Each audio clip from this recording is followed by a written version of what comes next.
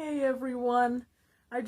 First and foremost wanted to thank everybody for the space and the opportunity to be here live. Yeah, today is Sunday, so I have the day off, and that's always good. You know, everybody likes spare time. Yeah, and now that I've been kind of feeling a bit drained from work because toxic environment because I need money. So yeah, but Sunday, oh, and I had yesterday off, so that was really good. Yeah, I had a good weekend, and now that I have a bit of more time to myself, I'm gonna read. Well, today I took some time to read and to write. I went to therapy. So I think today was very productive. And as some of you might have noticed, I've been posting a lot of posts regarding my partner's upcoming book, Strangled Epitaphs, which I'm really excited to announce, and it's been an honor really being a part of the whole process. Since the day he was like, "Oh my gosh, I have all these poems together. I think I should, write a volume or something." Like, "Oh, well, go at it." Like, I mean, and he's like, very talented, and he's already had books out. He has Odin Rising, and he has Stillborn Gallery, which I really enjoy. I think it's one of my favorite because it's a lot of short stories. And usually I engage more with shorter stories than I do with these big ass books that yeah, I kind of lose attention after 200 pages. But oh no, my partner's books are highly, they just kind of keep you hooked, and they have a really good pace. And that's what I like, that's what I like most about them. And they just keep me hooked. And to keep somebody like me that's always distracted, hooked on a book, that's a pretty hard thing to do. So without further ado, just to kind of pump up his upcoming book, Strangled Epitaphs, which is a poetry collection. And it's going to be available in print, I think, November 29th. I already pre-ordered mine, so so there. But one of my favorites was, I liked Ishville, I liked Odin Rising. I really enjoyed Odin Rising. And today I'm gonna read a story from Stillborn Gallery. It's a collection of short stories. They're very dark, very, a la Axel Barnes, very nihilistic, very dark, with very kind of shocking imagery, which is good. On the contrary, knowing that I'm kind of, very shy and kind of quiet, I usually enjoy these types of readings because they're just so fast-paced and they're very engaging. So I really, I really enjoyed it, and I was like, well, why not share with you guys? So I'm gonna read a story from Axel Barnes' book, Stillborn Gallery. This one is available on Amazon, in fact. I'm gonna read a story, well, it's a short story called Closing Shift. I hope you guys, it's more about that 9 to 5 life. If you work retail, you'll probably understand. Well, I don't work retail per se, but I deal with people, and it's very draining, and yeah, so these stories are a good escape. Okay, so here we go. This one is called Closing Shift, and it's from Axel Barnes' Stillborn Gallery. Closing Shift. It was always the last hour that was the longest, time passing slower and slower. No customers, just the wait and aimless wandering, no more thoughts.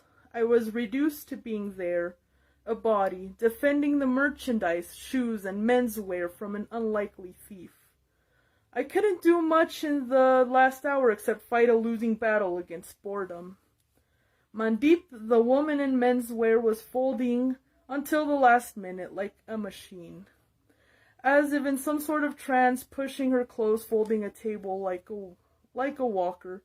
She wasn't ugly, but suffered from some kind of chronic stomach pain, and always looked on the verge of crying.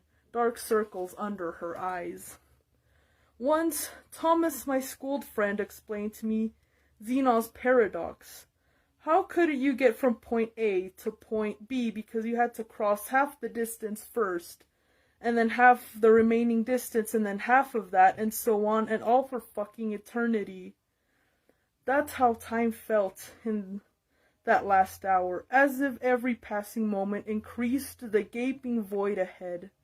The finish line became even more distant, impossible to reach, as if you were caught in a nightmarish race through quicksand. In the background, Cher started singing. Do you believe... Well, I'm not going to try to sing, but do you believe in life after love? I can feel something inside me say, I really don't think you're strong enough. Is there life after work? I asked myself. Do you believe in life after rape? I was definitely not feeling strong enough. Thomas couldn't hang out after my shift, spending time with his stupid new girlfriend as usual, of late. I told him he could share her just for kicks, but he ignored me. I told him he should... Maybe he caught feelings for the cunt. Oh my god. When she wasn't around, we'd mostly get high and play first-person shooters, sometimes drug my mom's cat for fun. Of course, I could do all those things by myself, but it wouldn't be the same. I considered stopping at Safeway after work to buy junk food, but that desire wasn't strong enough either. I was there enduring that final hour with no hope or want to move me, just existing, breathing, aging. My feet took me to the menswear area in a half-assed attempt to check out the new clothes, although most of them were too tight for me. They had cool shorts in the .0 brand, but they weren't on sale. Suddenly, I noticed something on the floor by Mandeep's folding table. I thought it was a pile of black clothes a customer had left behind, but a brown organic mass stood on top of the pile. As I get closer, I recognized a face. Mandeep's sad face. It appeared stretched and almost liquid. I gaped at her in shock. The whole thing seemed like one of those magic tricks where some bearded wizard brandishes a wand and the monster disappears in a puff of smoke, leaving its clothes behind. Except in this case, Mandeep only half disappeared. Her flesh remained boneless, melted. In the background, Cher's song gave way to Lady Gaga's Born This Way. Mandeep looked at me with crazed, pitiful eyes. They spread on her flattened face like a sunny-side-up eggs with dark yolks. Her toothless mouth struggled to form words. Jack, I don't feel well. She spoke with spittle flying from her crooked lips in that way that reminded me of Sylvester the cat.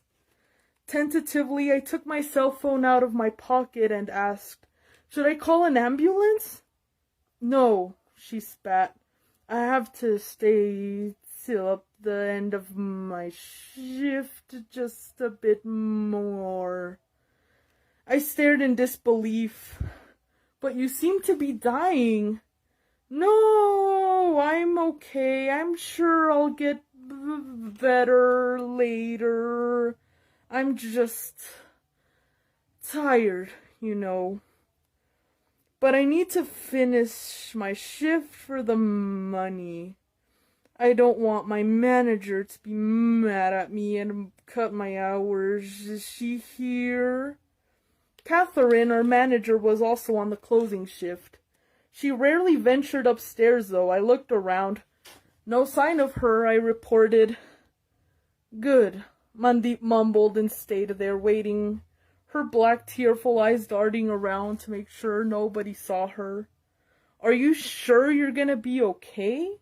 I probed. "I'll be just fine," she said. "After I finish this shift, I'll get home and make some tea. I'm just exhausted.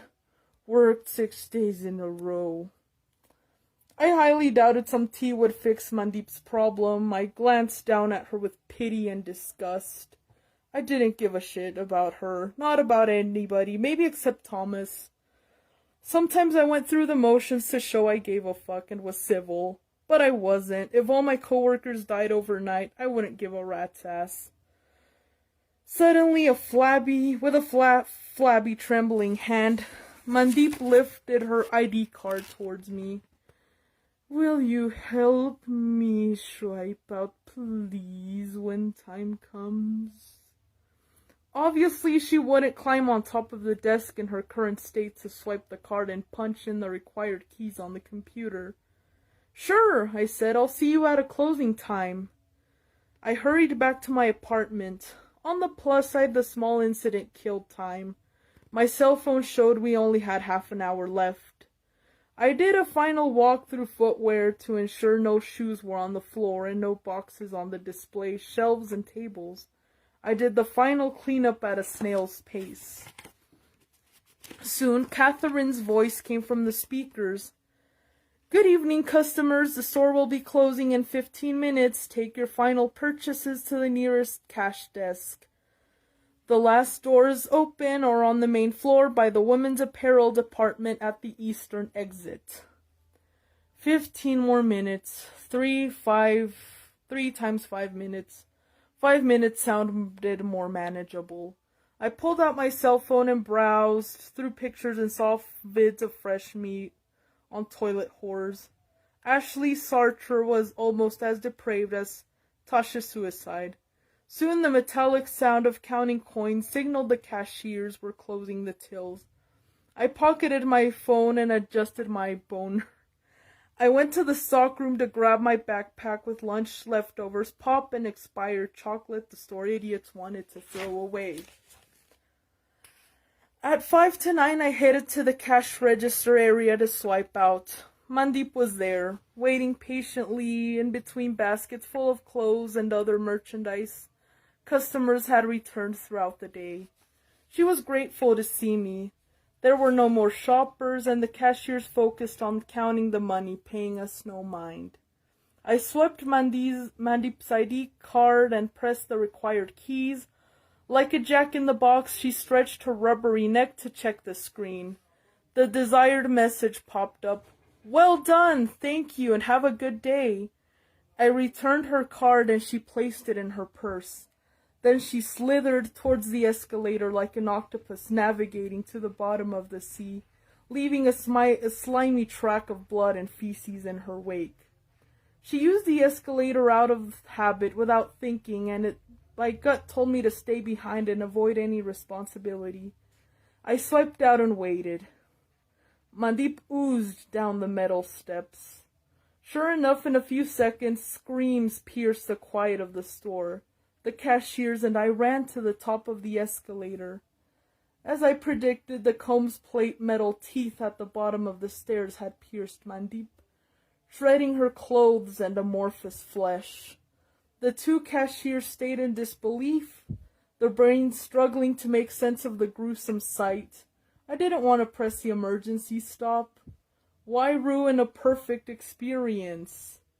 Mandeep's flabby hand slapped against the metal platform, but she couldn't gain any purchase as her crumpled belly and tits and legs were ripped and chewed by the mechanism. Blood and excrement splashed the metal steps and the glass of the balustrade as her agonized screams turned to blubbering and then a subdued gurgling. Gore and bits of her flesh dripped in the pit below the stairs like meat from a grinder.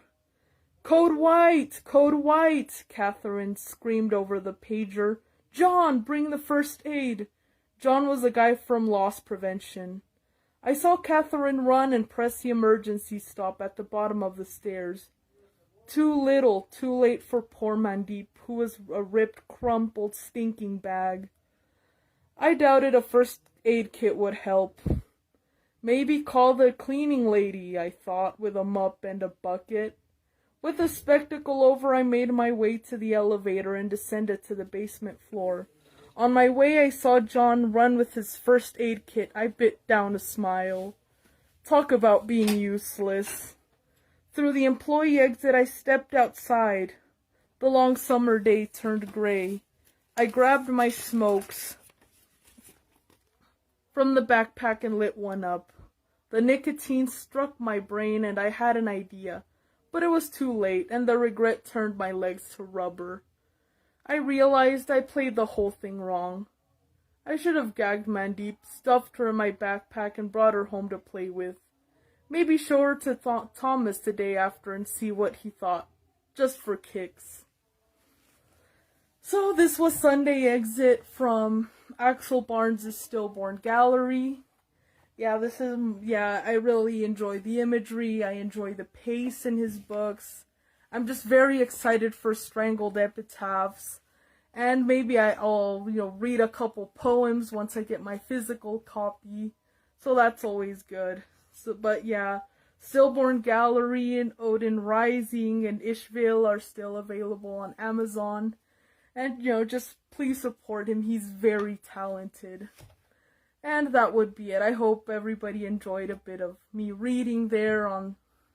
Just a nice Sunday. And that would be it, everybody. Thank you so much.